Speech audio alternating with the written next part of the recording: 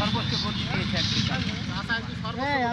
আপনাদের মাইন্ডটা ভাই আমাদের চাচা রুবেল ভাই আঝুরা বাস খেয়েছেন হাফিজ ভাইয়ের সাথে।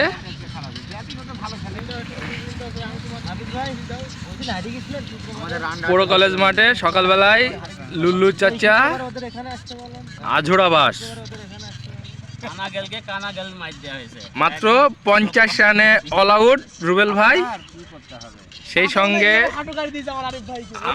আমাদের সুরজ ভাই 3 ওভারে রান তুলিয়ে দিয়েছেন। হারুন ভাই পরবর্তী দলের ক্যাপ্টেন। আজকেও হার, আগামী ইনশাআল্লাহ কাল গতকালকে জিতেছি, আজকে হার সেভাবে তো হবে, সমস্যা নেই। কিন্তু সেদিন ওই দুজন বাইরে যে দুজন ওরা ওভারটা খেয়ে নিয়েছে, 7 ওভারে যদি 80 রান বা 70 রান হতো তাহলে আপনারা যারা ক্রিকেট খেলতে চান সকালবেলায় পুরো কলেজ মাঠে চলে আসবেন 5:30টার ভিতরে। আমাদের খেলা প্রতিদিন 5:30টার ভিতরে শুরু হয়ে যায়। তাহলে মনে করেন যে গোবিপুর প্রাইমারি মাঠে যা পড়তো।